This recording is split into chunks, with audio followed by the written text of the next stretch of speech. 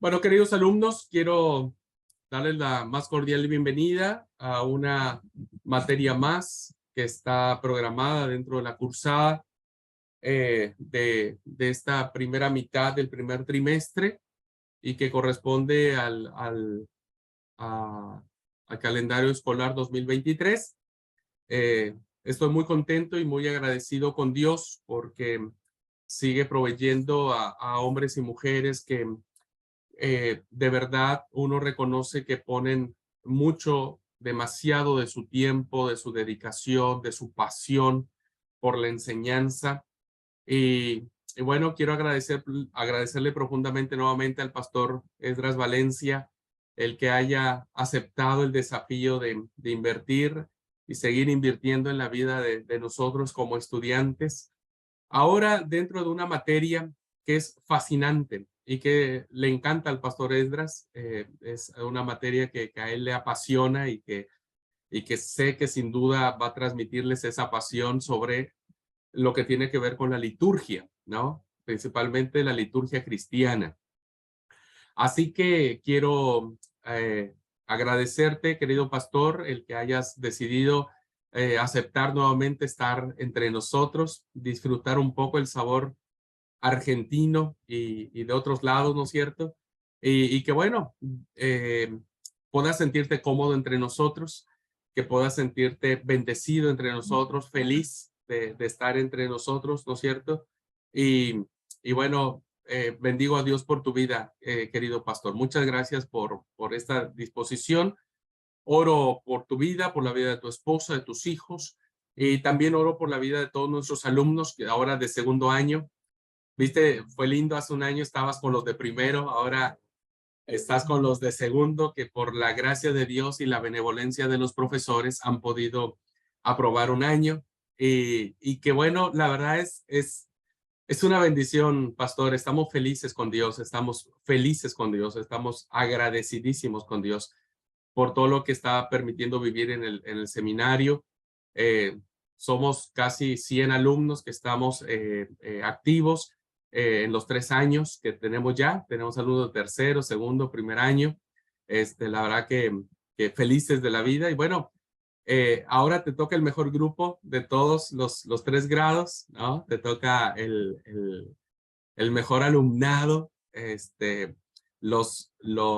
¿cómo es? Las ovejas de la mano derecha. Los cabritos no sé dónde andan, pero seguramente andarán por ahí. Así que eh, bendigo a Dios por la vida de ustedes, queridos alumnos. Gracias, gracias por el esfuerzo. Gracias. Dios los bendiga muchísimo. Creemos que el Espíritu Santo hará a través de ustedes cosas maravillosas para bendecir a la iglesia. Así es que eh, quiero iniciar esta clase pidiéndole a Dios. Vamos a orar para poner esta clase en las manos del Señor y después de eso no vuelvo a aparecer más. Los dejo en muy buenas manos y seguramente van a tener lindas jornadas de reflexiones, de enseñanzas en torno a lo que significa la liturgia. La verdad que es sorprendente. Yo ya escuché la clase del pastor Esdras el año pasado, y la verdad que me hizo reflexionar un montón y sé que también lo va a hacer para con ustedes. Así que vamos a orar. Les invito que inclinen el rostro. Vamos a pedir a Dios su bendición. Amoroso y buen Padre Celestial, te damos gracias y te bendecimos por esta maravillosísima oportunidad que nos das de seguir aprendiendo, de seguir consolidando este modelo de ser siervos y siervas de Jesucristo. Gracias por este privilegio que nos das de ser parte de este seminario que creemos que viene de ti, Señor, y confiamos que todo lo que hay en él viene de tu mano. Te quiero agradecer infinitamente eh, la vida del pastor Esdras. Gracias, Señor, por su vida, por su ministerio, por su familia, por su disposición de querer invertir en nosotros, Padre. Bendícelo, por favor. Llénalo y cólmalo de ricas y maravillosas expresiones de tu gracia. Acompáñalo, por favor, en todo momento. Bendice a los alumnos, permite que estas reflexiones en esta materia tan importante como es la liturgia pueda despertar en ellos el sentido de santidad hacia ti. que este sentido, Señor, de reverencia y de santidad a las cosas que son tuyas, pueda despertar en nosotros la conciencia de lo trascendente que sos y de lo importante que sos, y que nosotros nos postramos ante ti en perfecta adoración. Padre, bendice esta cursada, pongo en tus manos todo este tiempo, te lo pidiéndotelo e implorándotelo en el bendito y santo nombre de Cristo Jesús, nuestro Señor y Salvador. Amén. Bueno, pues, pastor, la clase es de usted. Dios te bendiga, te mando un gran abrazo. Bendiciones, queridos alumnos. Pórtense bien. Chao. Bueno, pues pasa a vosotros, hermanos. Buenas tardes, buenas noches. Y muchas gracias a nuestro hermano director, a nuestro hermano pastor y ministro Abraham Marín. Primeramente, pues por extenderme la invitación y poder estar con ustedes compartiendo. Para mí ha sido una experiencia muy agradable, de mucha bendición, hermanos, el poder tener este espacio con ustedes. Así que les agradezco también mucho el poder ser parte, ¿verdad? Y deseo que el Señor esté bendiciendo sus ministerios grandemente. Bueno, pues quisiera iniciar, hermanos, compartiendo con ustedes brevemente. Va a ser breve porque finalmente este material ya lo tienen ustedes en la plataforma o estará próximamente en la plataforma, pero quisiera aprovechar para compartir con ustedes el sílabo de esta materia, y quisiera pedirles, por favor, si me pueden apoyar para poder compartir mi pantalla.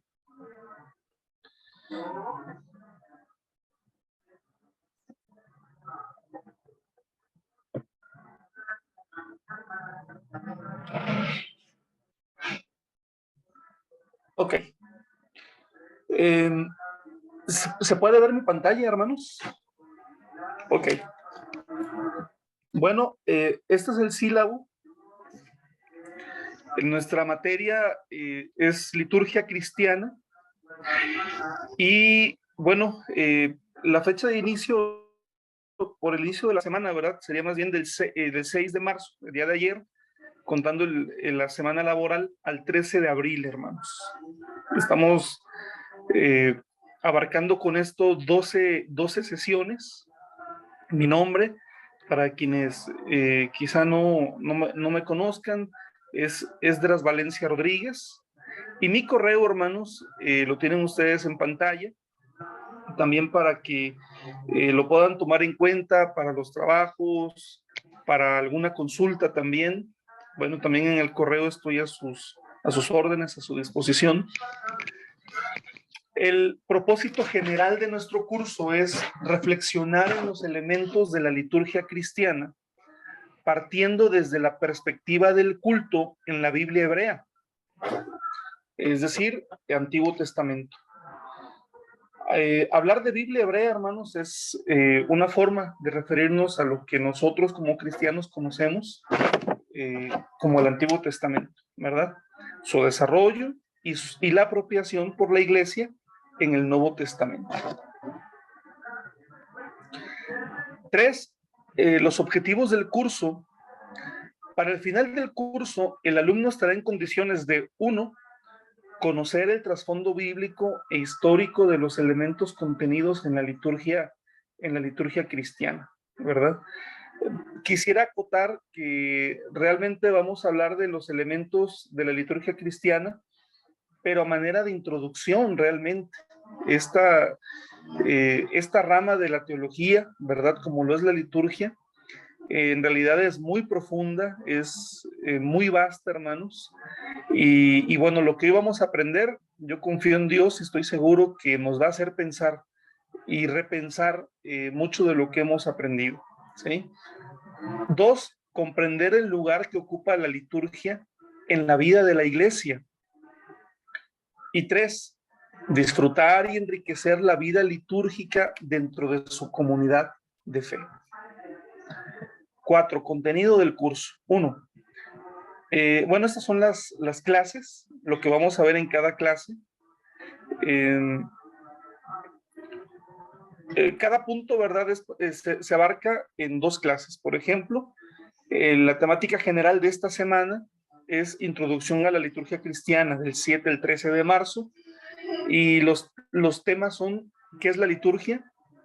El lugar de la liturgia en la vida de la comunidad de fe y los elementos esenciales de la liturgia cristiana.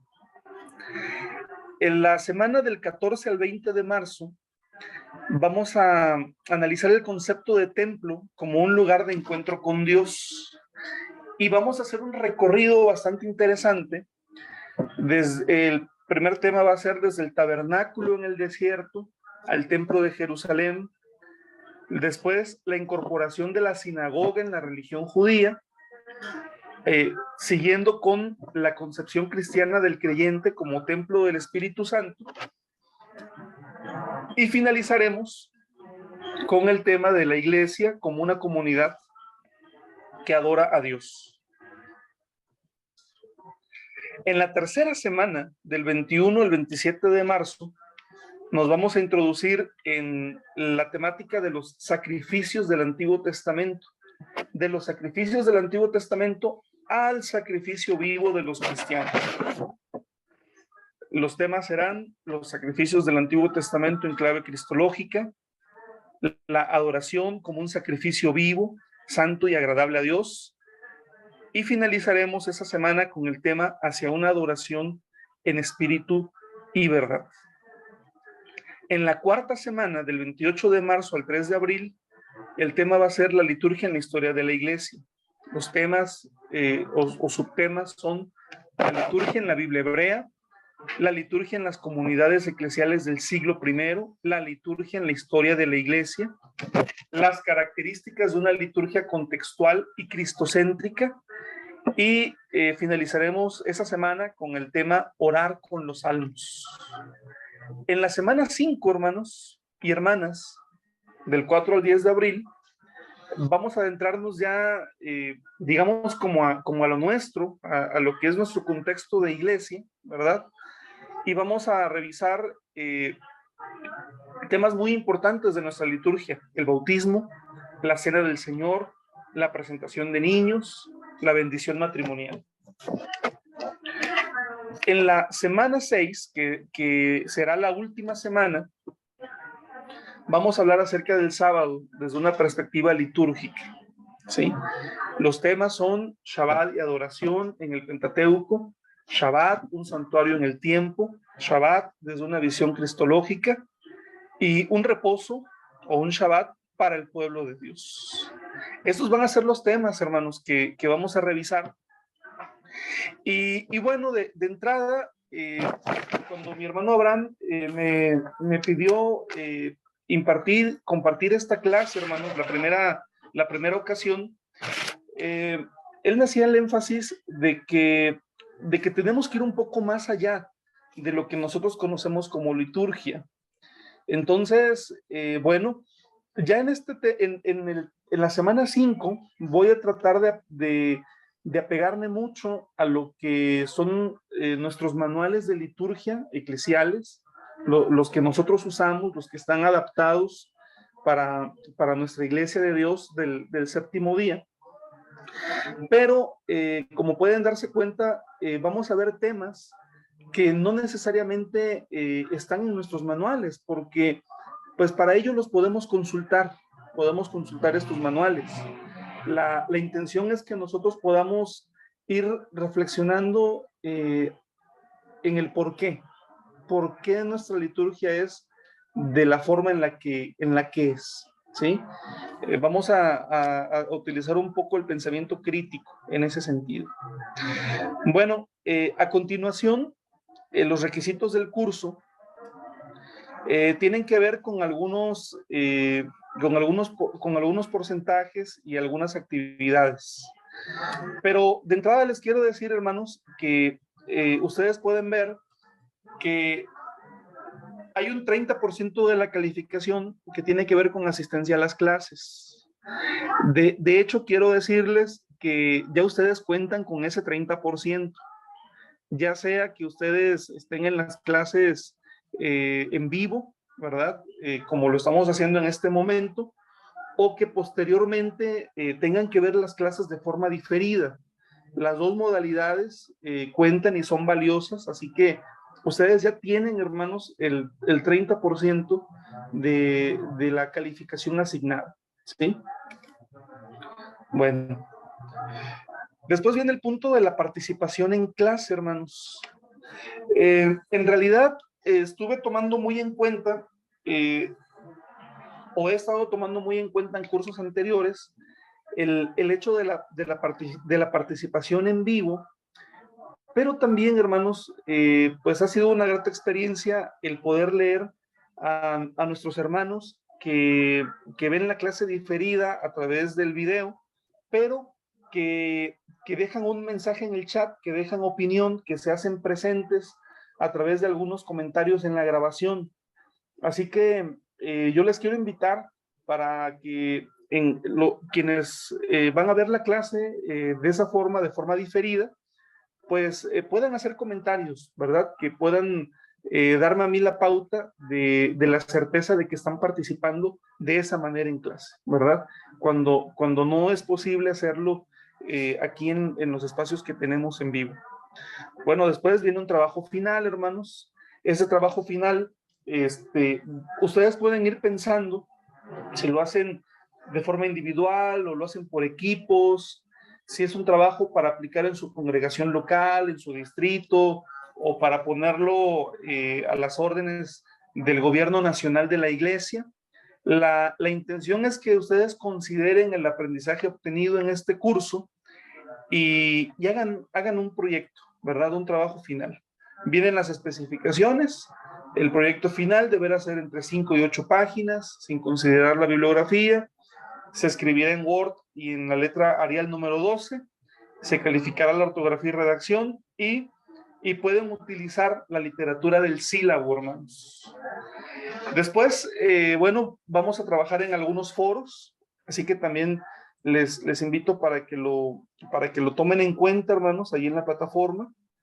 Vamos a lanzar algunas preguntas, algunos comentarios y sobre eso, pues vamos a trabajar, ¿no? Y bueno, aquí hay alguna bibliografía, hermanos, para que ustedes la revisen. Me parece que es una buena bibliografía para poder adentrarnos en este tema tan interesante que tiene que ver con la liturgia, ¿sí?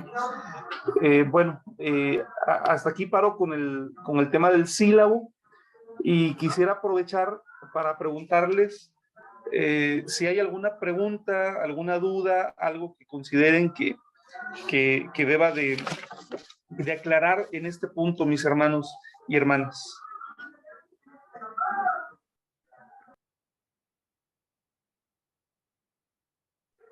¿Todo bien? Bueno, de cualquier manera, estoy a sus órdenes, mis hermanos. Y bueno, pues vamos a dar inicio con nuestra clase, entonces.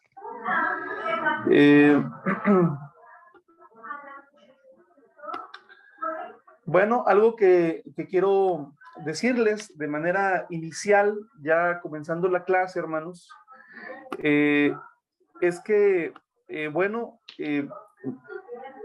este no es un púlpito, ¿verdad? Tampoco es una predicación. Entonces, en ese sentido, hermanos, me voy a tomar la libertad en algunos comentarios, ¿verdad?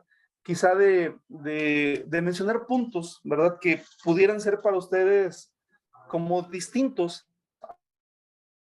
como iglesia tradicionalmente hemos ido manejando, ¿verdad?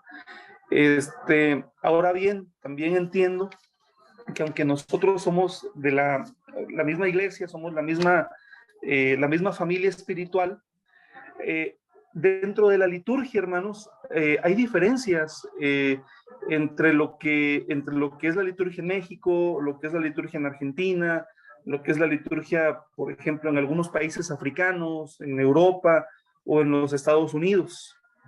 Y es que, aunque la liturgia es algo muy hermoso, hermanos, Bueno, también la liturgia en la iglesia, por lo menos desde donde yo puedo comprender, ha sido ocasión de muchos desaguisados en muchas congregaciones, hermanos. ¿Sí?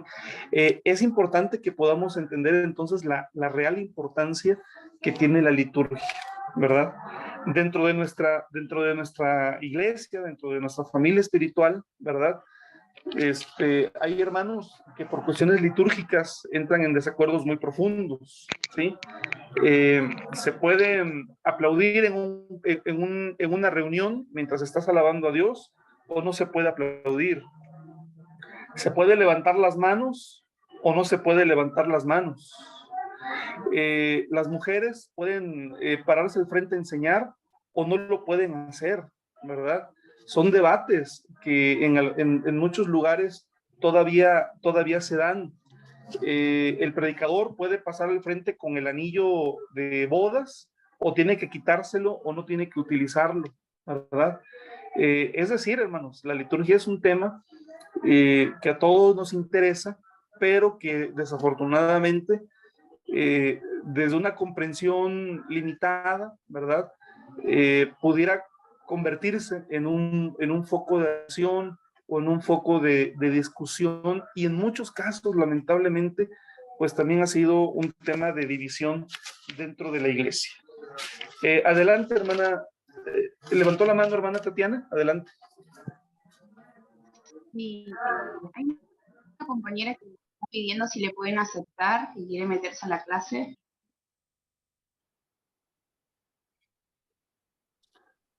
Ah, muy bien. Creo que es María del Santo.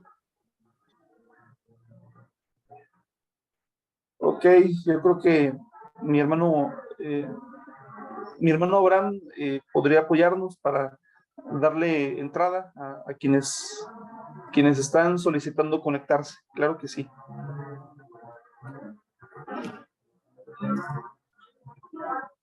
Muy bien.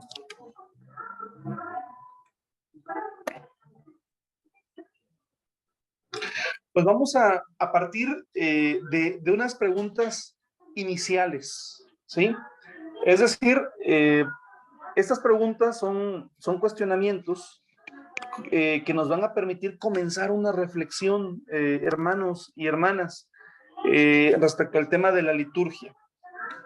Y ahí les van, ya las están ustedes viendo en este momento. La primera pregunta es, ¿qué es realmente la liturgia? ¿Qué es la liturgia? 2, ¿qué ocurre en ella? Y 3, ¿con qué tipo de realidad nos encontramos? ¿Sí?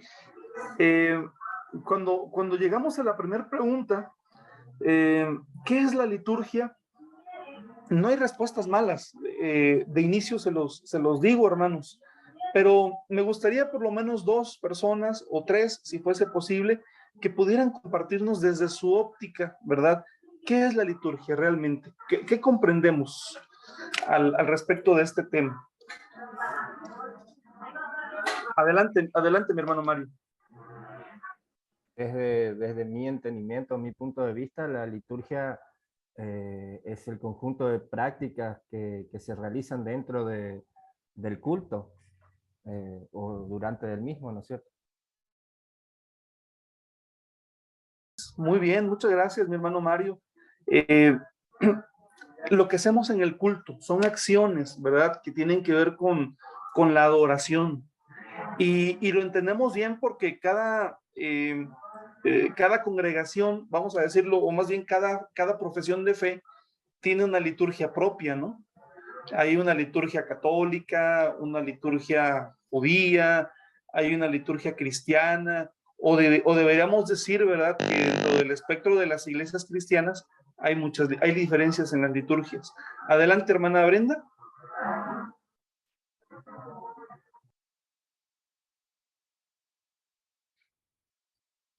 Paz, mi querido hermano. Bueno, creo que sin darme cuenta habré abierto el micrófono, pero bueno, ya que estamos, para mí también la liturgia son esas acciones que nosotros hacemos o esas actividades en relación con la alabanza a Dios, ¿no es cierto? Eso sería. Muy bien, muchas gracias, hermana Brenda. Al igual que mi hermano Mario, también una respuesta buena. Ya les decía, o sea, tenemos una noción de lo que es la liturgia, ¿no? Tenemos manuales de liturgia, ¿no? Y los manuales de liturgia realmente cumplen como esa función de decirnos cómo hacer bien las cosas, ¿no? Cómo adorar bien a Dios, ¿sí? Cómo tienes que hacer un culto, cómo tienes que, si vas tú a dirigir el culto, cómo lo tienes que programar. En algunos manuales de liturgia viene incluida incluso una recomendación de la vestimenta de quienes participan en la liturgia, etcétera, ¿verdad? Muy bien, ¿alguien más que nos quiera comentar, verdad?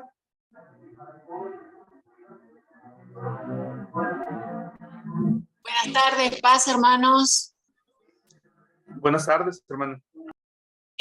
Sí, yo estoy de acuerdo con mis hermanos también, que son las prácticas que hacemos en el culto, y bueno, las que se acostumbran en nuestro lugar, y por ahí hay muchas que no ponemos en práctica por las cosas que usted ya mencionó, porque se cree que no es correcto levantar las manos o aplaudir, bueno, esas cosas, ¿no? Pero sería lo mismo, o sea, todo lo que se hace dentro del culto y la forma de hacerlo que tenemos en nuestra localidad, en nuestro lugar.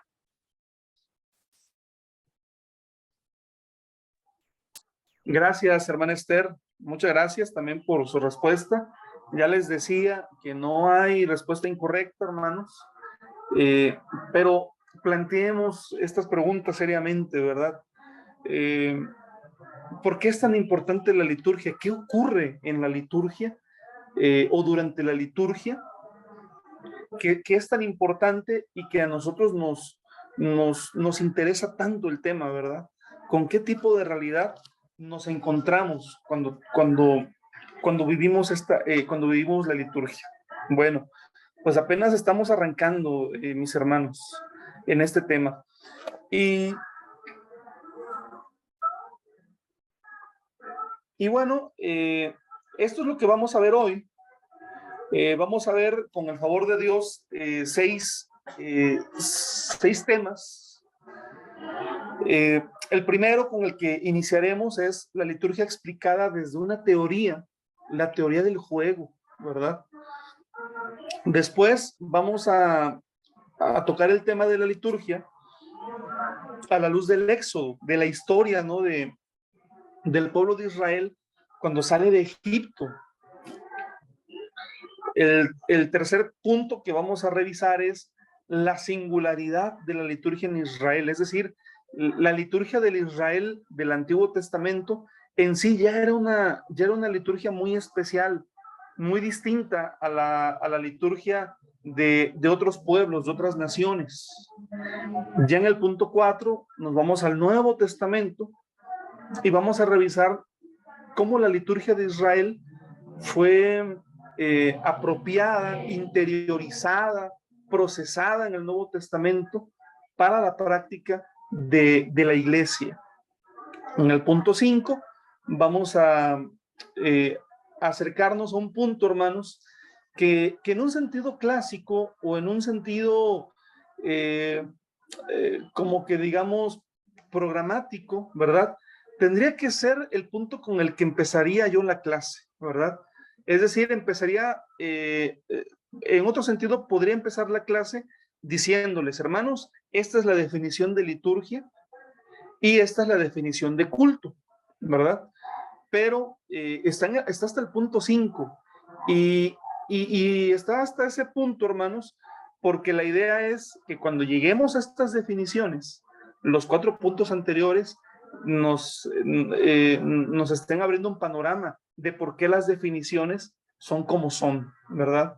Y después, hermanos, en el punto 6, vamos a analizar la incorporación del término liturgia en la Septuaginta, ¿sí?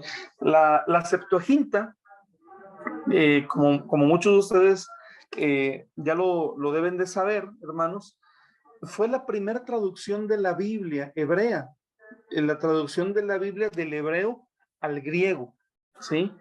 Y es en la Septuaginta, en esa primera traducción, en donde se incorpora el término liturgia, ¿sí? De donde viene, no del hebreo, sino de la primera traducción, que es la Septuaginta, ¿sí?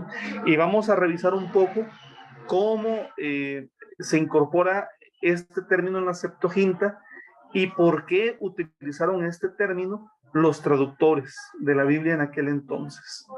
Fue a partir de ese momento, ¿verdad?, que ya este término liturgia se incorpora en la Biblia hasta nuestros días. Bueno, vamos a la primera parte. Y la primera parte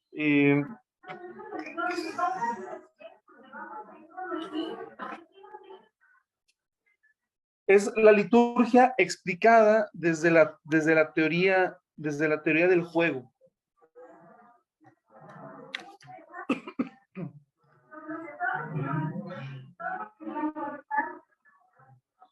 ¿En qué consiste esta teoría? Bueno, hermanos, en los años 20, ya del siglo pasado, porque ahorita estamos en los años 20, ¿verdad? Pero me refiero al siglo 20, se hizo una propuesta. Y esta propuesta es entender la liturgia como un juego, ¿sí? Como un juego de ajedrez, como un juego de fútbol, como un juego, como el que a usted se le ocurra, ¿sí? Y la comparación se basaba en que tanto la liturgia como el juego tienen sus propias reglas, construyen su propio mundo vigente en la medida que nos involucramos en él, ¿sí? Haciendo esta analogía, ¿no? Sus propias reglas, construyen su propio mundo. Ok, a ver, un juego, hermanos, un partido de básquetbol, de fútbol o de béisbol, por ejemplo, entre sus reglas, claramente está la duración de un partido, ¿sí? La duración de un partido. Pero difieren entre juego y juego, ¿verdad? Por ejemplo, en el fútbol americano es muy clara la duración de un partido, pero cada vez que hay una pausa, el reloj se detiene. Pero en el fútbol, por ejemplo, son 90 minutos. Y en el béisbol, pues depende de otras reglas, ahí no hay tiempo y puede variar. Un partido puede durar 3 horas o puede durar 4 horas y media, dependiendo del nivel del partido. Pero tiene sus propias reglas. Y nosotros, hermanos, en la liturgia tenemos muy en claro que en la liturgia hay sus propias reglas también, ¿verdad? Por ejemplo, y esto varía, hermanos. Hay congregaciones en donde las reuniones pueden durar 1 hora y media, ¿verdad? Es 1 hora y media. Pero hay lugares en donde las reuniones duran 2 horas, duran 3 horas, ¿sí? Hay un espacio, ¿verdad? Un tiempo designado para la predicación. Hay un tiempo para todo. Tiene su propio mundo, ¿sí? Y si se rompen las reglas de la liturgia, ¿qué sucede, hermanos? Generalmente puede causar incertidumbre, puede causar a lo mejor alguna complicación en el sentido de lo que estaba programado. Romper las reglas de la liturgia incluso puede ocasionar incomodidad en algunas personas, ¿sí? Bueno, allí va una primera analogía, ¿verdad? O una primera comparación en esta analogía. Así como el juego tiene sus propias reglas, la liturgia también las tiene, ¿verdad? Bueno, dice a continuación nuestra diapositiva, hermanos, que el juego, bueno, vamos a verlo desde otro punto de vista. El juego sí tiene un sentido, hermanos, ¿verdad? Pero tiene un aspecto curativo y liberador, ¿sí? Porque cuando nosotros jugamos, de alguna manera nos alejamos del mundo, de los objetivos cotidianos y de sus presiones, y nos metemos a lo gratuito, eximiéndonos de este modo y por un tiempo de todo el peso de nuestro mundo laboral, ¿sí? Sí se explica esta parte, hermanos, ¿sí? Se explica, por ejemplo, en el sentido de que todos necesitamos lo lúdico, ¿no? Todos necesitamos el juego para distraernos un poco de las presiones cotidianas, ¿sí? Sea el juego que sea, ¿verdad? Por ejemplo, puedes jugar ajedrez, o puedes salir a jugar fútbol, o puedes juegos de mesa, pero generalmente siempre un juego es una distracción, ¿sí? Nos liberamos, nos sentimos bien, nos quitamos el estrés, ¿sí? Por un tiempo. Y bueno, la comparación, hermanos, es insuficiente, ¿verdad? Es muy insuficiente, pero ¿qué nos pasa a nosotros cuando estamos en el culto, hermanos? ¿Qué nos pasa? Cuando estamos en el culto, literalmente, hermanos, cuando todo nuestro ser, cuando todos nuestros sentidos están enfocados realmente en el culto, en la reunión, pues nos olvidamos, hermanos, por un tiempo de todas las cargas, de todos los problemas, de todas las preocupaciones que nosotros tenemos, ¿sí? Y bien sabemos, ¿verdad?, que al terminar el culto, vamos a retomar todo lo que pospusimos, pero lo hacemos con otro sentido, lo hacemos con otro ánimo, con otra disposición. Decimos en muchas ocasiones, me siento muy fortalecido, ¿verdad? Me siento muy animado. En el culto sucedió algo, ¿verdad? Y retomamos las fuerzas, y si teníamos pocas ganas, poco entusiasmo, algo sucede en el culto. Tenemos un encuentro con Dios, un encuentro con lo divino, y entonces eso nos fortalece, hermanos. Por eso decía que la comparación del juego se queda corta, ¿verdad? Pero de alguna manera sí nos ayuda a comprender, de alguna manera, por qué propusieron que se entendiera la liturgia desde la propuesta del juego, hermanos. Bueno, el juego, hermanos, por decirlo de algún modo, pues es otro mundo distinto. El juego es un oasis de libertad en el que por un instante podemos dejar fluir libremente la existencia, y necesitamos esos momentos en los que nos evadimos de la vida cotidiana para poder sobrellevar la carga de la vida cotidiana. Bueno, pero vamos a ver otro punto de vista, hermanos, otro punto de vista sobre la teoría del juego, que también me parece que vale la pena revisar, ¿sí? Otro punto de vista en la teoría del juego, hermanos, es el juego de los niños. Aparece en muchos aspectos como una especie de anticipación y de introducción a la vida, sin llevar en sí el peso y la seriedad de la misma, ¿no? Quizá, hermanos, algunos de ustedes recuerden, ¿verdad?, aquellos tiempos de niñez en los que jugábamos a ser adultos, en los que jugábamos a ser grandes, ¿no? Yo recuerdo, por ejemplo, con los niños de la iglesia, ¿verdad?, cuando terminaban los cultos y empezábamos a jugar, jugábamos a los policías, ¿verdad? Jugábamos a los policías y a los ladrones, y a algunos les tocaba ser policías y a otros nos tocaba ser ladrones. Pero, por ejemplo, las niñas pequeñas, ¿verdad? Y con los niños también, ¿verdad? Cuando juegan a ser papás y ser mamás, ¿no? ¿Qué estamos haciendo, verdad? Pues de alguna manera, cuando los niños están jugando de esta manera, este juego es una especie, como lo pueden ver en la diapositiva, una especie de anticipación y de introducción a la vida, pero sin llevar en sí el peso y la seriedad de la misma, hermanos. ¿Sí? Bueno, pues frente a la vida real, en la que nosotros ponemos nuestra mirada, la liturgia, hermanos, apuntaría al hecho de que en el fondo nosotros seguimos o deberíamos seguir siendo niños.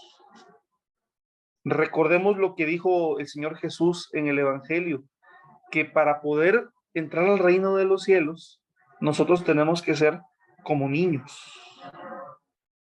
Bueno, y usando esto como ejemplo, hermanos, quiero decir que en la liturgia en este caso es un modo completamente distinto de anticipación, pero no de anticipación de los niños que juegan a ser papás, ¿verdad? Sino es una forma de anticipación, es un ejercicio preparatorio, un preludio de la vida futura, un preludio de la vida eterna, ¿sí? Bueno, ya lo veremos en el tema del sábado, en el tema del Shabbat, hermanos, ¿sí? Como el Shabbat tenemos que verlo cada semana como un anticipo de la eternidad, un anticipo de la vida eterna junto a nuestro Dios.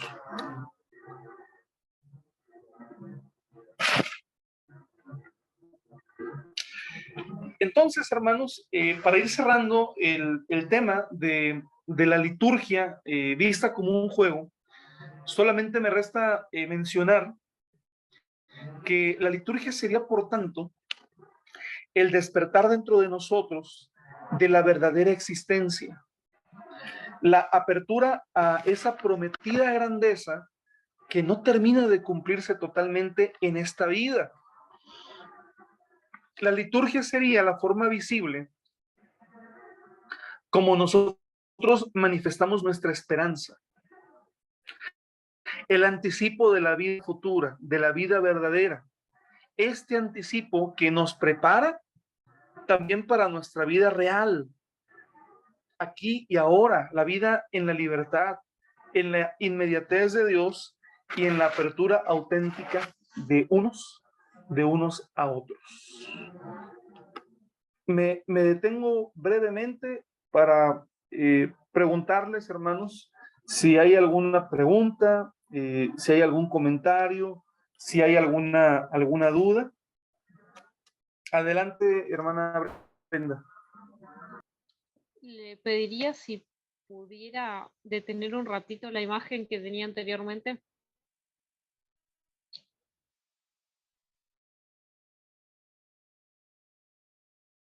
Sí, claro que sí.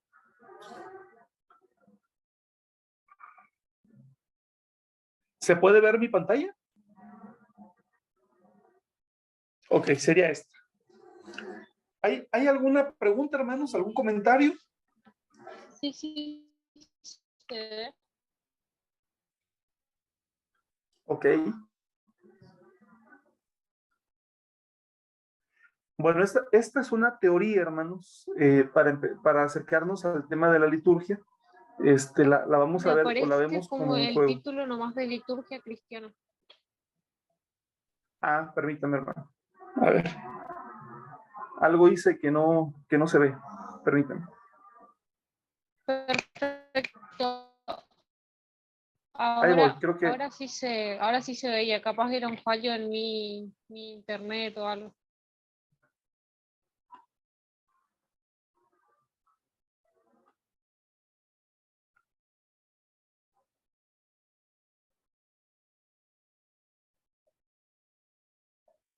era la última diapositiva, ¿verdad? .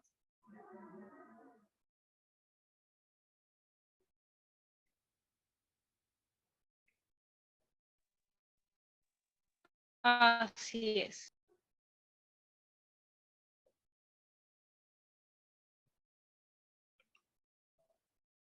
Listo, es esa.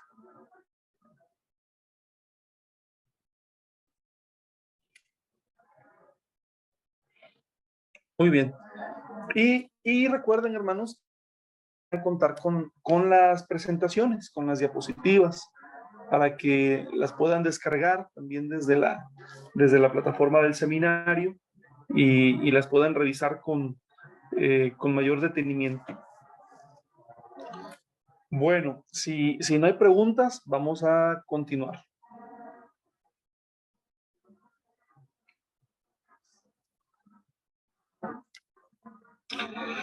El segundo tema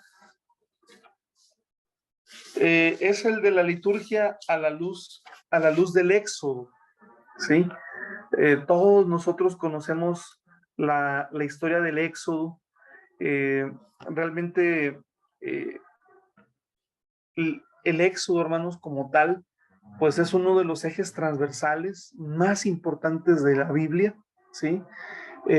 Tan importante, ¿verdad?, que la obra de Cristo Jesús se cobra sentido, ¿verdad?, también a la luz del Éxodo, como una liberación más grande, ¿verdad? Y Jesús como un nuevo Moisés, más grande que el original, en los términos que los evangelistas y que algunos escritores del Nuevo Testamento lo presentaron al Señor Jesucristo. Así que, pero el tema es que pocas veces hacemos hincapié en las implicaciones litúrgicas que tiene la historia del Éxodo, mis hermanos. Y lo vamos a ver a continuación, ¿verdad? En los relatos sobre la salida de Israel de Egipto, aparecen dos finalidades distintas del Éxodo. La primera, que es de la que todos somos conscientes, es la de alcanzar la tierra prometida, donde Israel vivirá. Finalmente se establecerían en ese lugar como pueblo, con autonomía y libertad sobre su propio territorio y con fronteras seguras. Esa es la primera finalidad, ¿sí? A la tierra donde fluye leche y miel, ¿verdad? La tierra prometida. Esa es la finalidad, hermanos,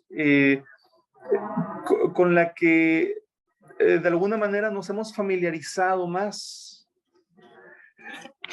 Sin embargo, hoy, hermanos, vamos a enfocarnos en otra finalidad, porque estamos hablando de liturgia, ¿verdad? Y bueno, junto a esta, que es el tema de la tierra, de ser un pueblo, de ser libres, de ser autónomos, junto a esta finalidad se apunta una segunda, que tiene que ver con un mandato de Dios, hermanos, ¿sí? El mandato de Dios, hermanos, para que Israel pueda rendirle culto, ¿sí?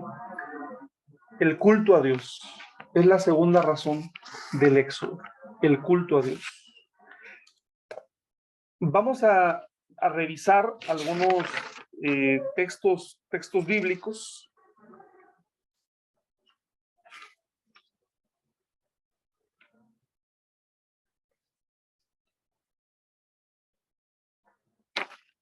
Y bueno, el primer pasaje es Éxodo 7, verso 16, en la versión Reina Valera, dice, lo que Dios le dice a Faraón a través de Moisés, el mandato de Dios a Faraón fue este, hermanos, en diferentes versiones. Deja ir a mi pueblo para que me sirva en el desierto. ¿Sí? Después, en el capítulo 7, verso 16, pero ahora de la versión Dios habla hoy, dice, deja ir a mi pueblo para que me adore en el desierto. Y el mismo texto, en otra versión, en la Nueva Versión Internacional, dice, deja ir a mi pueblo para que me rinda culto en el desierto. ¿Qué notamos de particular en estas tres versiones, hermanos?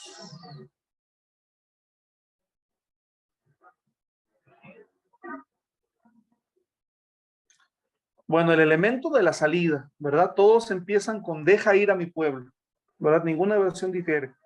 Aquí se habla de una salida. También se habla del lugar a donde Israel tiene que salir. ¿A qué lugar va a salir Israel? Al desierto. Muy bien. Pero pueden ver que la diferencia entre una versión y las otras tiene que ver con la forma en la que se denomina lo que Israel va a ir a hacer al desierto. Se denomina como tal, ¿verdad? En la versión Reina Valera se habla de un servicio. Simplemente dice, deja ir a mi pueblo para que me sirva. Pero ya en una contextualización, este servicio, hermanos, en Dios habla hoy, se entiende como una adoración, como un tributo, ¿verdad?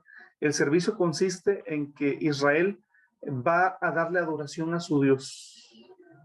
Y la nueva versión internacional, con otras palabras, también profundiza, ¿verdad? Porque la adoración aquí es a través de un culto, que me rinda culto en el desierto, ¿sí? Si nos damos cuenta, hermanos, cómo cada versión va enfatizando, ¿verdad? Pero bueno, algunas son más claras, ¿no? Por ejemplo, aquí se habla de que el pueblo de Dios tendría que rendirle culto a Dios y lo haría en el desierto. Hay otros textos que podemos revisar también del Éxodo, hermanos. Y bueno, vamos a darles una revisada para que ustedes puedan leerlo junto conmigo. Si me apoyan con la lectura, hermanos, se los voy a agradecer. Es Éxodo 7, verso 26, Éxodo 9, verso 1 y después verso 13, y Éxodo capítulo 10, verso 3. Quienes lo tengan, me pueden apoyar, hermanos, por favor. Mi Biblia tiene Éxodo 7 hasta el 25 nomás. No tiene el 26. A ver el 25, adelante. Así pasaron 7 días después de que el Señor hirió el río.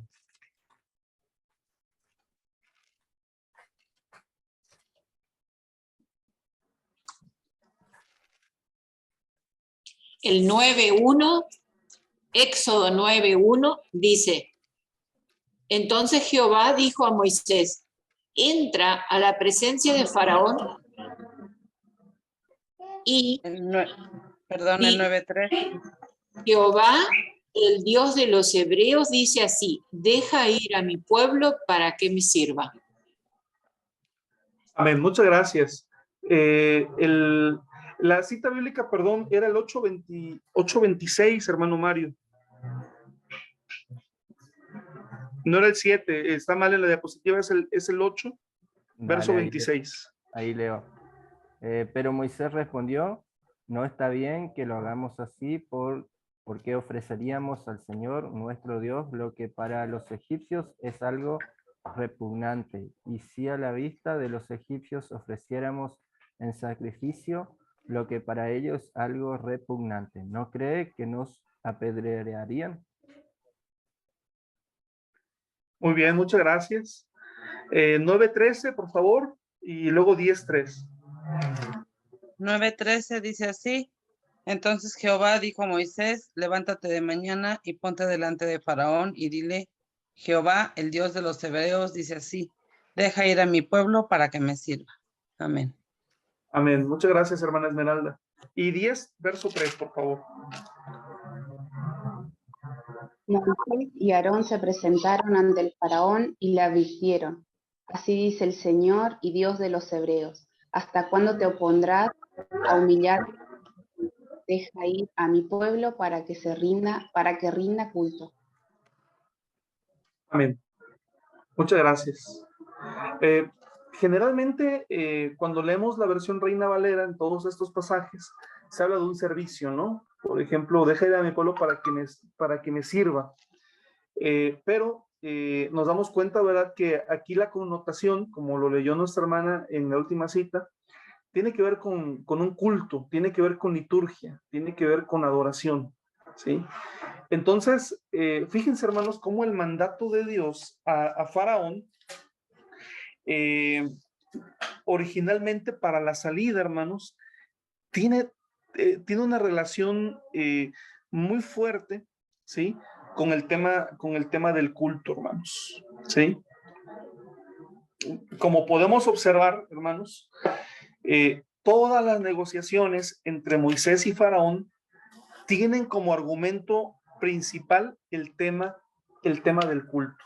Dejaré a mi pueblo para que me sirva, dejaré a mi pueblo para que me adore, deja ir a mi pueblo para que me rinda culto, ¿sí? Por ejemplo, hermanos, vemos aquí en una secuencia, en primera instancia, Faraón se muestra dispuesto a concertar un compromiso. Para él, el conflicto radica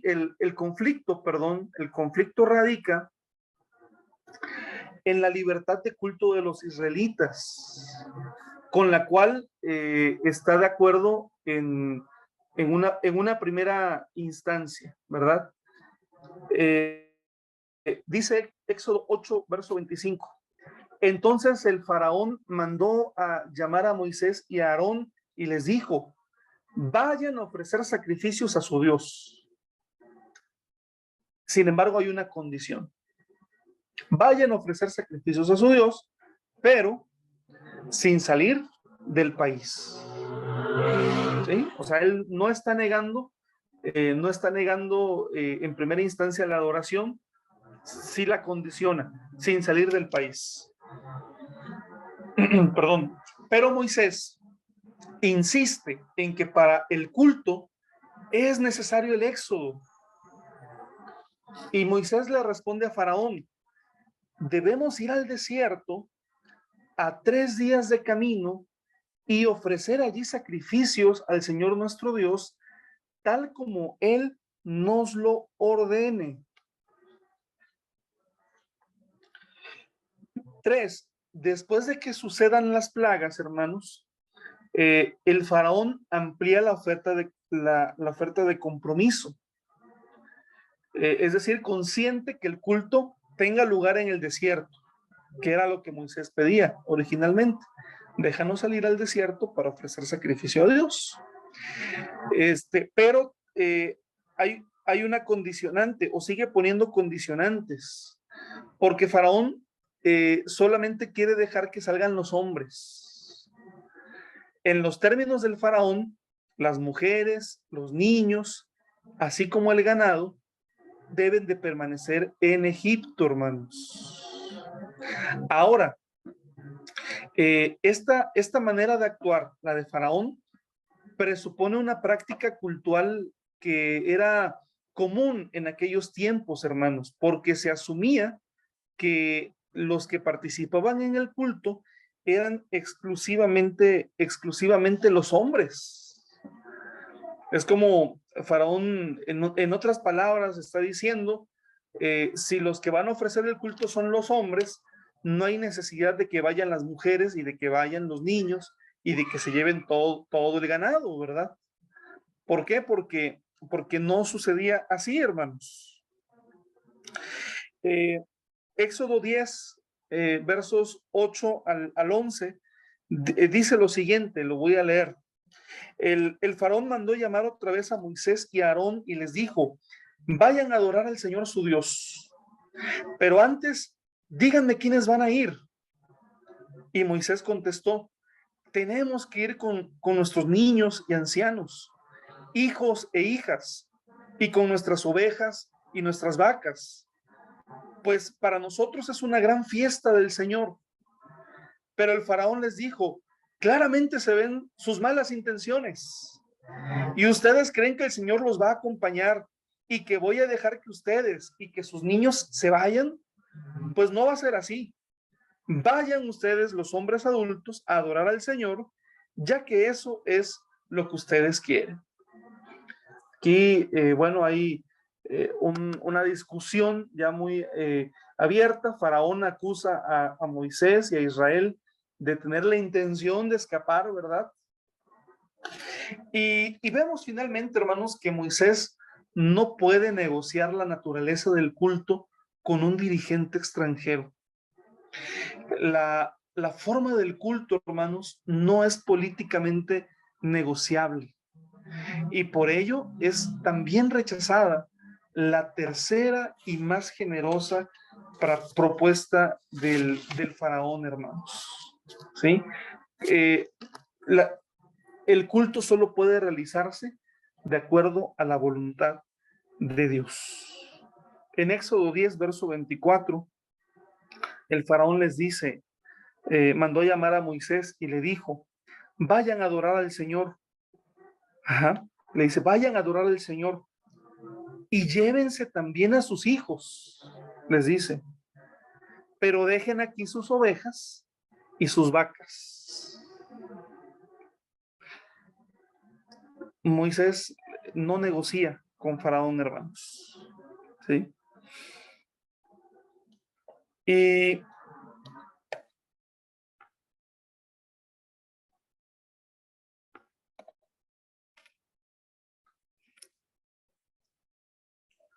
entonces encontramos, hermanos, en el relato que Israel sale de Egipto con dos cuestiones muy singulares. Una, sale de Egipto para ser un pueblo distinto a los demás pueblos.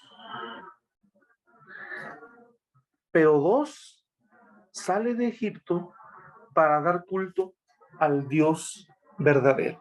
Esas son las dos características, hermanos, del pueblo de Israel saliendo de Egipto. Va a ser un pueblo distinto, un pueblo singular, un pueblo escogido por Dios, pero también será un pueblo que a partir de ese momento solamente adoraría al Dios verdadero. Muy bien, mis hermanos. Vamos a hacer una pausa, hermanos. ¿Les parece bien que demos un